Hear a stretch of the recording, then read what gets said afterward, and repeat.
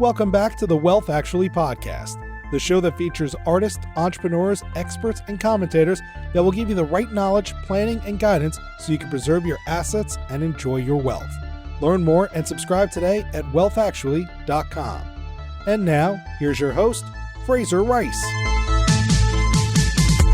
Welcome back to the Wealth Actually podcast. I'm Fraser Rice.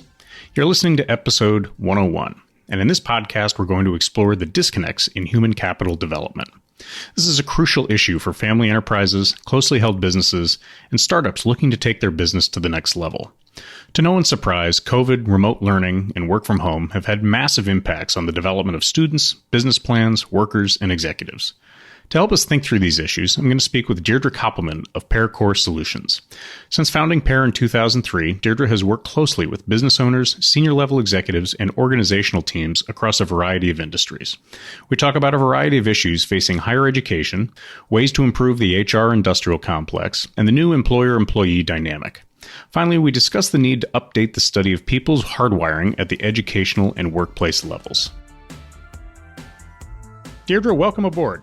Thank you, Fraser. Fantastic to be here with you and appreciate the opportunity more than anything. Well, I'm appreciative. We have had a couple phone calls and I am fascinated by your process, and we're going to get into that in a little bit. But help us lay out what is important for people to understand about how executives perform well and how workforces are put together and where you see problems along that line. Let's talk about performance and success, and a lot of buzzwords, employee engagement, and of course the huge problem with disengagement, which leads to what we're in now, a little bit, great resignation. So for moons, organizational well-being has been tied to key workplace performance indicators and metrics, and you can be successful, but that doesn't mean that you're engaged. And there's something to be said for, I'm not engaged because I don't have the resources that I need to get my job done well. I'm not engaged because my commute is horrible. I'm not engaged because my leader is not a leader. I don't have mentoring. There's a lot of reasons why people are not engaged at all levels. I'm not speaking specific to an executive or lower level. So the fingers are usually pointed outward. And very rarely, and this is what I've seen over the last 30 years, really hasn't improved enough, whereby we have to look at what is the self. How do I know what will make me happy if I'm not self-aware? How do I know what direction to go in if I'm not self-aware? Where are the tools to help me become more self-aware, whether that's before I'm engaged in a career or I'm in a workplace? Where is the time spent on, am I in the right job? Am I at the right workplace? So you can see a lot of success, but you don't necessarily see a lot of what I would call engagement. There was a Gallup poll recently where it's some outrageous number, we'll say pre-COVID. It's at least 80% of the entire U.S. workforce that is not engaged in their workplace and in their work. So when you look at performance, they're tied. So one of the things that was interesting that we talked about before, and it seems like the HR industrial complex and organizational management and corporate America, and even the educational world, they pour a ton of time and resources into gauging aptitude. And then they pour a ton of time and resources into gauging, let's call it social interactivity. But they don't get into the hardwiring of what works for the individual, whether it's learning style or, I think where we're going with this, their doing or executing style. Is that a correct appraisal, or is that something that I'm noticing through some of our discussions that is in the fog? Fraser, that's an accurate assessment. So there's the cognitive part of our brain where IQ sets the aptitude, and that's obviously important, and that has been a focus. There's the affective, emotional intelligence that's become more trendy, and it's part of the whole organizational science. So when you're focusing on somebody's psychological well-being or putting resources towards that, And the reason why you would put resources towards that is because there's a proven relationship with job satisfaction and relationship dynamics and overall occupational success when you invest to understand more of the affective or emotional aspects of somebody's style. Is that a function of just because they weren't studying it before, it's a low baseline? And so now that you've done a little bit on it, it's like, well, okay, we didn't put two people who hate each other in the same room, therefore they're going to be more productive. I can go back before I owned my own business. I was an employee at very large companies, organizations, some small startup, it didn't matter. And so I saw dysfunction 30 years ago, and I'm sure there was dysfunction 50 years ago. What was interesting, and I can go back at least the 30 years, is there would be an investment of time and resources to understand personality.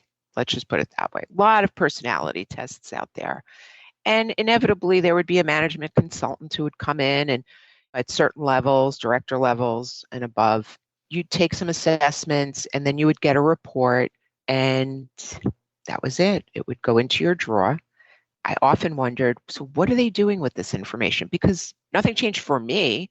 Why are we doing this if this is not meaningful? And more importantly, where's the action? What is the point of doing this if we're not acting on it? So over time, certainly there's been a little more, does this personality mesh with this one? However, that hasn't changed the percentage of people who are disengaged. So you might get along with your teammates, we hope, even though there's still a tremendous amount of drama in the workplace, which is a whole other topic I'd be happy to share with you.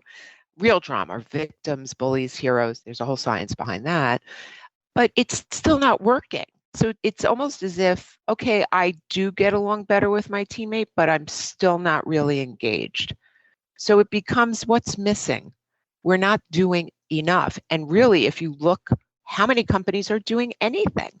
It's fascinating because the tools are out there, as you know. I put you through some of the tools that we use, and I've spent years researching and really trying to find the combination, the recipe of tools to use that address all parts of a human in a workplace, not just their aptitude, not just will they get along with somebody, but more importantly, as you and I have touched on, how are they hardwired to actually do things? Nobody's looking at that.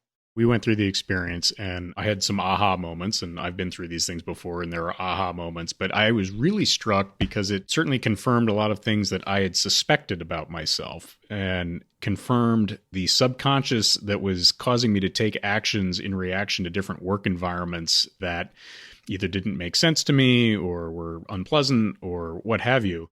This cognitive, let's call it mode of operation test, that I've not seen really elsewhere in my experience.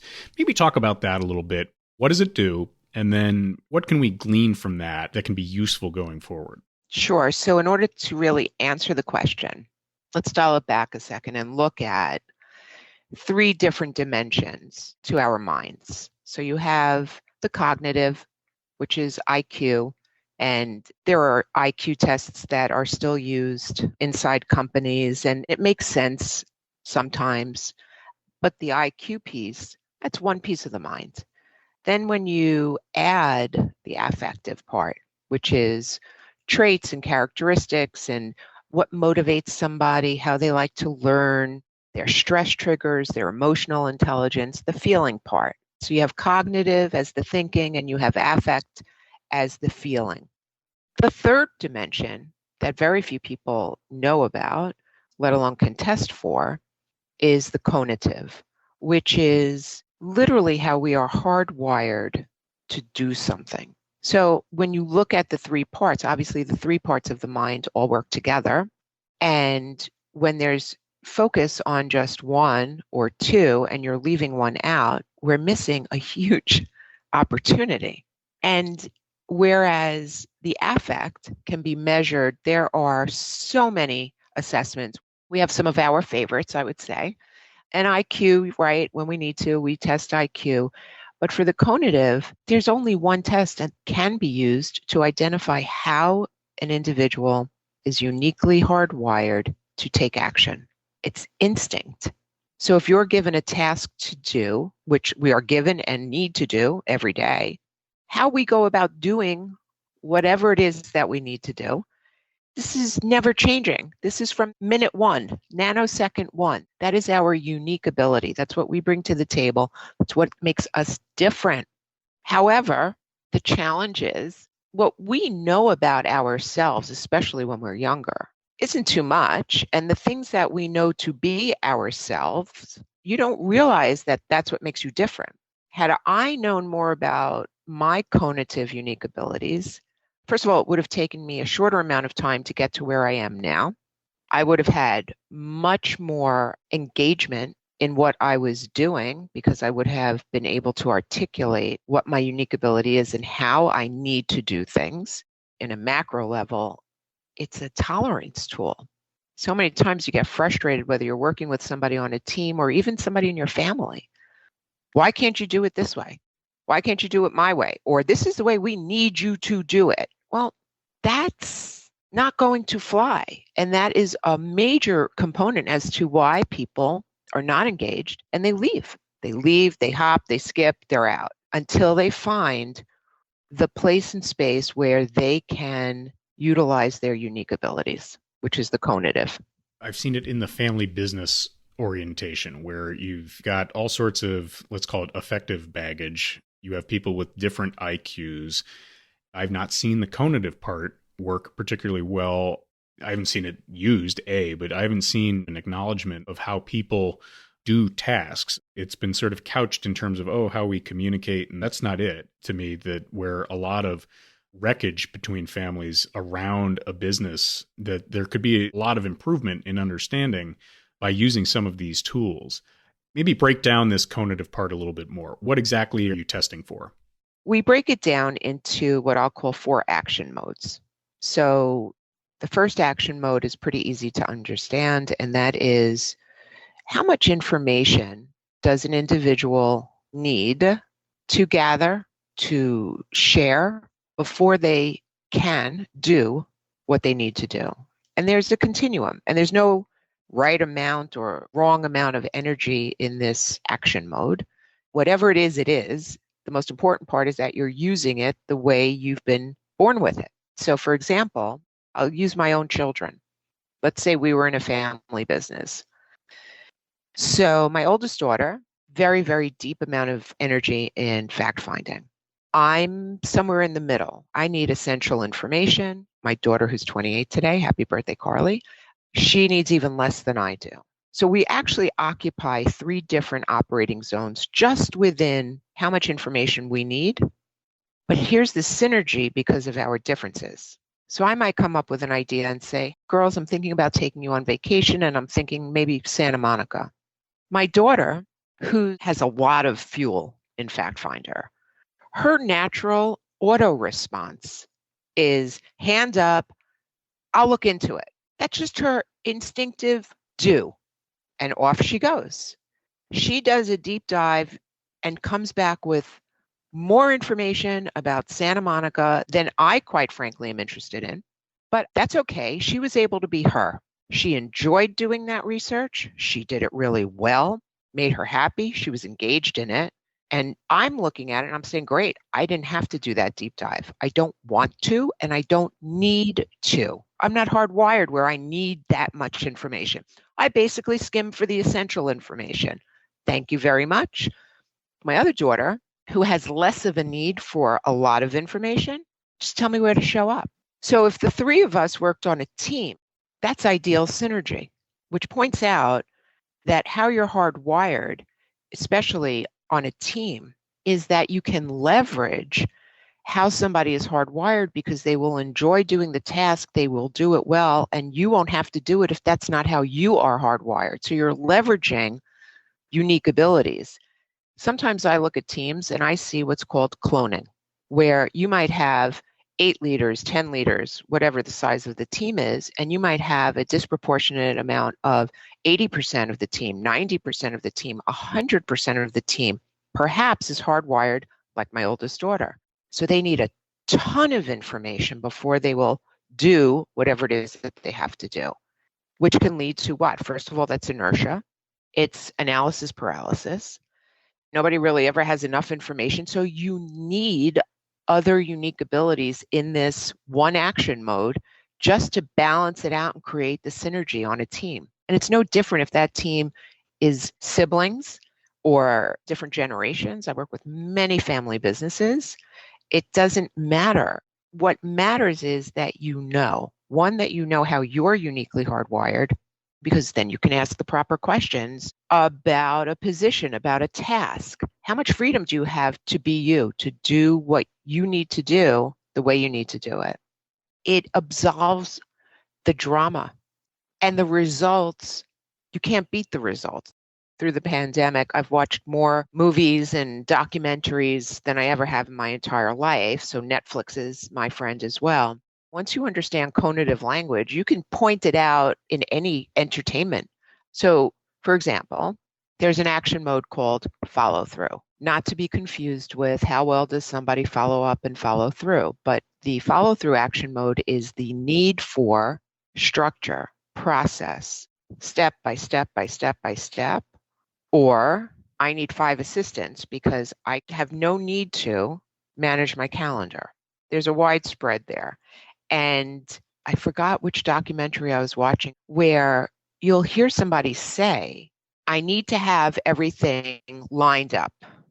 I need a checklist. What's the plan? I need a plan. That's cognitive language. And I've also seen on leadership teams where when that unique ability is missing, there's lots of ideas, but there's very little execution or choppy execution. So there's 4 action modes. The next action mode is called quick start. You and I are somewhat similar there. To some degree, it's about how quickly somebody needs to do something, but it's really related to creativity and experimentation. So I have a lot of fuel in that tank, as do you. And had I known this when I was in college and interviewing for jobs, I would have asked different questions about the company. So somebody who's got a lot of creative energy and who starts things naturally by brainstorming is probably not going to be very engaged if they don't have the opportunity to brainstorm. So I worked for very large companies that were behemoths, that had been around for not quite a century, but close to it. And so creating change in those types of companies, it was like trying to change the course of the Titanic single-handedly. So that was very frustrating for me. At 24, 25, could I put my finger on it and say, this is why I'm not engaged here? I was bored. We talked about that with my experience in law school, where there were lots of parts of law school that I really liked and I found it very nourishing. But then the actual practice of law, I was like, I can't go from A to B to C to D to E to F to Z in that order in this amount of time with this process. I just veer off. I turn off. I got bored, and I figured that out pretty soon. It was in my 3rd year of law school where I said, well, this isn't going to be it for me. But did you know why? No, and I didn't. That was the problem. That's the problem. So if you don't know why, how can you prevent the how you're hardwired from connecting with you throughout the rest of your career? You will spend time and effort, as I'm sure you did, until you found your lane. Our purpose is to make sure we are using our fuel, how we are hardwired to literally do that cognitive piece, is just as important as, if not more important, than salary, than really any other kind of success.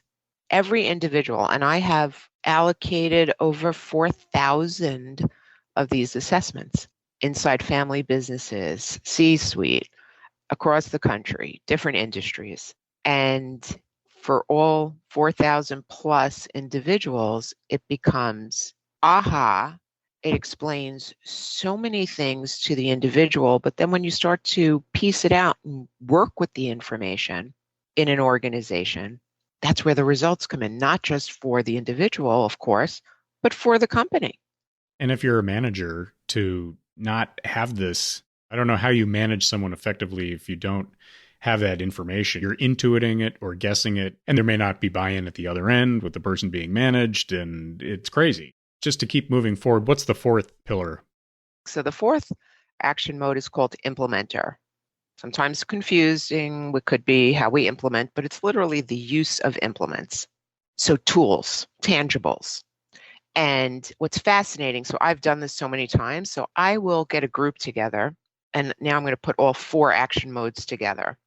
And I'll take my highest fact finder, my highest follow through, my highest quick start, my highest implementer. I ask them to leave the room, and then I ask everybody else just observe what happens when I bring them back. They come back, I have them face a wall and on a table. I have what we call glop shop. It's about 100 unrelated items that are basically junk. Anything from marbles to clothespins and Legos, just junk piled on a table. And I ask each person to turn around. They're not working as a team. They're working independently. And I tell them, with the objects on the table, you have 2 minutes to create a children's toy, let's just say. I blow a whistle. Every time I have done this, everywhere I have done this, doesn't matter what city, what state, the high fact finder, whoever that may be, their first is to look. They don't necessarily touch. Maybe they'll pick up one object, look at it, put it down, or they'll stand back and they'll just sort of observe before they do anything. The high follow through inevitably will choose either the Legos, very systematized, or they start separating out like items on the table. So they'll take the marbles and they start gathering all the marbles together, and they'll put all of the thread together, and they'll put all of the marshmallow, whatever. So they start now segmenting. That's their to do. That's their conative right there. Then you look at the highest quick start, who will not even look at what's on the table, will dive onto the table, pick up random things you don't even know what they're doing, and start creating something immediately.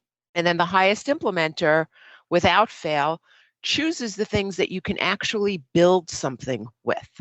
It's a leap of faith for me, because when I go into a team and I do this, I've never met these people before. All I know is how they are cognitively hardwired. That's it. So it's like Mary Poppins coming in with a crystal ball, because I can predict time and time again. And sometimes it feels a little risky, because I say to myself, oh, I hope, but after you do this enough times, it is consistent and it blows people away. Now, how do you use that in a workplace? You create task forces. I once went into a law firm, and the partners, cognitively, obviously high IQs, affectively a little different. One was much more extroverted, the other was more introverted. Cognitively, they were hardwired very similarly in the follow-through action mode, which meant systems. They like to have systems, but they don't really want to do anything to improve systems and processes. So they had been partners for 13 years. They said, we'd really like a new system for new client intake. We've been using the same system for 13 years. So we know, which is the IQ cognitive, that we want affective, but neither one of us wants to spend the time, the energy to do it. So I looked at everybody in the firm, gave everybody a cognitive assessment. It didn't matter if they were there for 3 years, 3 months, male, female, legal, secretary, another associate, a law clerk, mailroom, didn't matter. I gave everybody this cognitive assessment. I pulled all the people who were high follow-throughs, high process people. It's how they are naturally. And I put them into the conference room. So here's what happens. 1, you break down silos. People who would never work together are now working together as a team. There's an opportunity there. 2, I now give them the task. Rich and Andy would like to create a new system. These people were, let me at it. So they're now doing something that they are naturally hardwired to do. They're going to do it well. Rich and Andy don't have to do it. The result is outstanding. And now you've created a workplace where you've broken down a whole bunch of silos, economic silos, a tenure, all of these things. And that is engagement. That is a retention strategy right there. Why don't schools, HR departments, etc., use this? The amount of, in my life and career, let's call it wasted time and effort and resources making what turns out to be unaware decisions. You extrapolate that across a talent base and a population We could be doing lots of things a lot better, and we could be creating a mode of engagement to lift people up. Where is the disconnect? This isn't new, but I don't understand how people don't use this more. It is so frustrating. So let's start with the schools. I'm sure it's a matter of money with the schools, right? They have budgets. And I'll even say in the high schools, I gave these assessments to both of my daughters when they were each 17 years old. One is now today 28 and the other one is 30. And they live it every day. So in high school, I think it's probably about budget.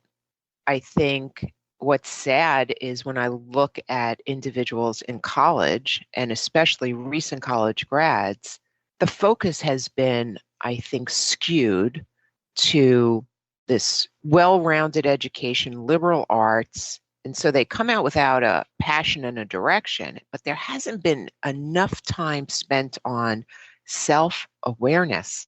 Individuals from your teens to your 20s, I mean, you're just still trying to figure it out. If you don't know about you, how can anybody else know about you?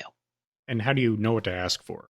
Then you really are, in a sense, a slave to other people's expectations because you haven't any idea what yours are and how they align with your pluses and minuses. It's a gap. You don't know what you don't know. I'm so passionate about this, as you know, and you know why. I started trying to get this into colleges and universities for free. I was doing leadership classes for undergraduates and graduate students who used the information as they were interviewing and were told on interviews that they got the position because they never met such a self-aware 20-something. I think we both agree that upper high school and colleges would be a very useful tool for the person. Now, for the business and the organization in the interview process and the onboarding and the management process, it's nowhere either. Not in anything that I've really seen. I'm sure it may happen in upper levels, but even then, I'm not sure necessarily pervasive. What's the disconnect there? Let's assume the money in most places is available and a willingness to develop talent. Why ignore something that causes so much theoretically positive organizational improvement? Unfortunately, recruitment strategies, talent acquisition for many companies is not necessarily handled by somebody who's skilled in talent acquisition or recruitment strategies. Let's bypass those people. So they just don't know what they don't know. If you look at the HR professionals, HR has not had a true seat at the strategy table, not for a long enough period of time. Maybe now HR was looked at as human capital and part of the strategy and the footprint of an organization. They're also not fully staffed. People are still looking at HR or human capital talent as it's not a profit center. So I don't know that it's a reluctance. I don't know that it's an awareness either. How much time do any of these professionals have to research what is available? A lot of people tend to go back to what has been done in the past. There's not a lot of entrepreneurial thinking that's encouraged. So it's sort of like those companies that I worked for. It's the same story internally. I see internal strife where you have people who do have ideas that want to be future focused and be better at talent acquisition and the growth of human capital, and they're not given the money, or the leaders, the C-suite, not interested. You may not see the results for multiple quarters or multiple years or even a market cycle. And so it's a big long-term bet for organizations that may just be so focused on the short-term thinking, quarter-to-quarter results, et cetera, that disconnect is tough to overcome. True. And I would say you can see results right away. We spend so much time and money on the recruitment process. It's not easy. Bad hires are a disaster and they happen left and right. And part of that, of course, is because the person who's being interviewed doesn't know enough about themselves to ask the proper questions. And the people who are interviewing are focused perhaps just on skill and a couple of great affective questions. So the hiring process is flawed in most places. my team, we literally create success plans based on an individual's cognitive hardwiring so that from the get-go, when they are hired, they know what's expected of them, they know what success looks like, but they're also given the freedom to do certain tasks the way they are cognitively hardwired to do them. So you could see retention is better. You can see engagement is better. And then what happens is there's the trickle into the team dynamics. When people are happy, you want to be around them. There's less drama. Well, and when they're happy, they work toward a core purpose. The jibber jabber around being selfish and some of those other issues, I'm not going to say it melts away, but it's reduced, I think. And the anchor that drama causes just seems to be less, at least in the experiences I've been, when people end up rowing in the same direction. When an individual is truly happy, and happy is such a foo-foo word sometimes, but fulfilled, they are succeeding because they are empowered. I mean, there are affective aspects to how to increase the success and happiness of your employees. We can't ignore that. So empowerment and trust and those types of pieces of the equation are equally important. But if you don't allow, because you don't know, but you could know, do you want to know? I want every person on the planet to have this. So let's pivot for a second. The concept of the great resignation and work from home and everything that COVID has, my friend Jim O'Shaughnessy has called the great reshuffle. In many ways, COVID has either magnified or brought to light many things that were simmering under the surface. How do you analyze the impact of those concepts in the modern workforce? A, how do you analyze it? And then B, what are you thinking about in terms of helping organizations move forward? So this has been an interesting learning experience for both employees and employers, aside from the pandemic being the pandemic and the health crisis. This shift, first to lockdown, then hybrid, possibly back to working from home. And now what's happened is we're going into year 3 and you can't go back. So companies who are embracing the disruption are finding that they have opportunities. Of course, hiring from wherever you want to now because you're allowing people to work remotely. And there's a lot of benefit to not being limited to a geographical area for recruitment, especially in a market where it's so hard to hire. So for companies, the difficulty in, of course, technology and operations and being set up properly so that people can work remotely, of course, that's an obvious. But there's a lot of resistance, again, because we haven't done it this way before. How do I trust that you'll actually be doing your job? So there's a lot of, on the employer side, we want everybody here so we can see you. Now, I'm not going to dismiss the fact that being in person and collaborating together, and there's, of course, great benefit to it. On the flip side, the productivity and the empowerment and the hours that employees are gaining, the time, cutting out 2 to 3 hours of commutation, having the flexibility to take a child to school, throw in laundry, and then work until 8, 9, 10 o'clock, whatever it is to get it done, because you're raising your own self to a level of responsibility, accountability. We're trying to create a culture of accountability. How do you get a culture of accountability? You must give trust. You must inspect what you expect. So the challenge I see is more for the employer than it is the employee in the hybrid and/or remote. I mean, we've been remote since March of 2020. I never, ever thought we could all be remote. And I can say I can never imagine being back in an office. See, here's where it won't work. It won't work if you are absent, because that doesn't work whether you're all together physically or not. There are things that you need to be aware of. So we have team huddles every morning, 15 minutes. We have team huddles in the afternoon. We're seeing more of each other. We're communicating more with each other. And when we're on a Zoom, yes, there is Zoom burnout or Skype or whatever you want to say, but we're 100% present.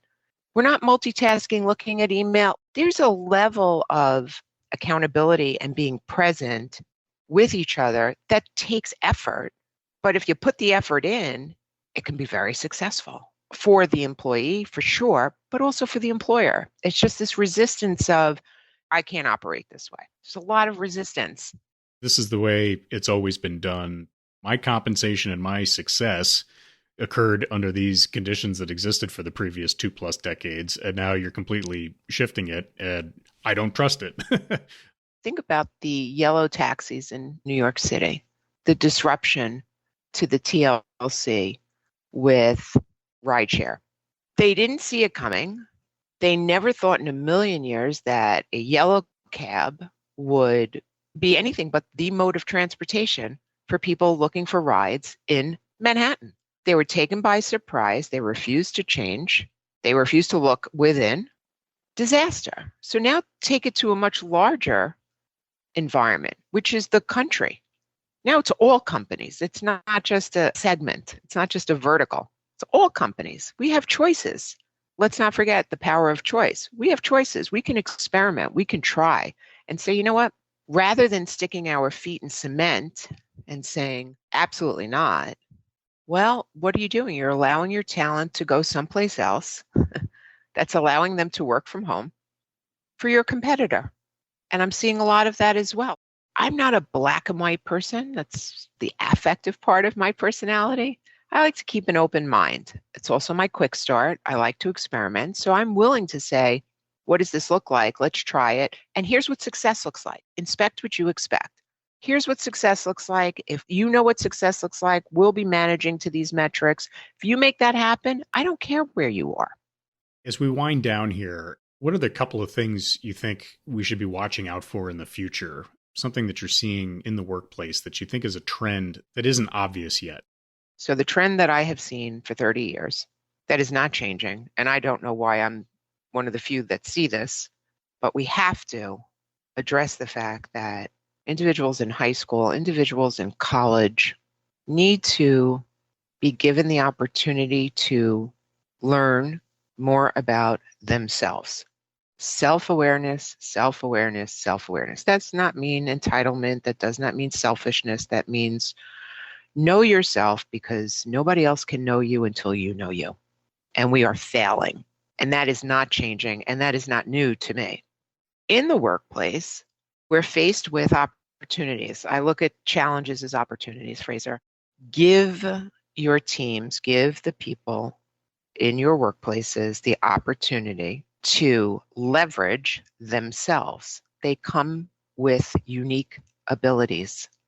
Do you know them? Do they know them? Do you know how to use them? Leverage them for the company, leverage them. Engagement and disengagement. I would say a trend that I think will come out of this is perhaps engagement actually increases with the shift to hybrid workplaces. I haven't really thought about it, but as somebody who sees lots of holes like Swiss cheese, I bet we will see higher levels of engagement, because as I mentioned earlier, when you're looking at 80% disengagement. Low bar to go over. Exactly. But I have a feeling that we might see higher engagement. However, talent acquisition is the struggle. It makes sense. The war for talent is only just starting. Correct. And then I go back to, if you don't give your people the opportunity to grow, clear career paths, it's more than just how well you get along with Johnny on the team. That's important too.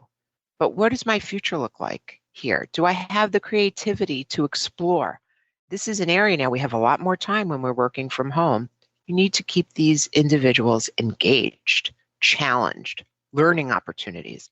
The more you know about them, the better off you'll be. But I think you'll see engagement higher, the more people that work from home. Deidre, this is fascinating. We could probably talk for 4 hours with each other about where things are going and what to watch out for.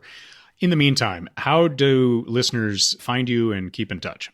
Well, you can always keep in touch by emailing me directly. I'm always happy to receive emails. So my email address is the initial D, the initial K, at PEAR, spelled like the fruit. So it's PEAR, PEAR, core, PEARCoreSolutions.com. You can email me directly. I'd be happy to answer any question. And or check out our website, which is PEARCoreSolutions.com. I will have all of that on the show notes. Deidre, thank you very much. I learn something new every time we speak, and I'm very appreciative we met because it's changed my thinking on a lot of things. Fraser, you are a doll, and thank you because this was an unexpected consequence of our introduction and a very happy one. So thank you so much. Thank you for listening to this episode of Wealth Actually, hosted by Fraser Rice, author of the book Wealth Actually and a leading private wealth manager. Head on over to wealthactually.com where you can subscribe to this podcast, get your own copy of the Wealth Actually book, and connect with Fraser directly. We'll see you next time on Wealth Actually.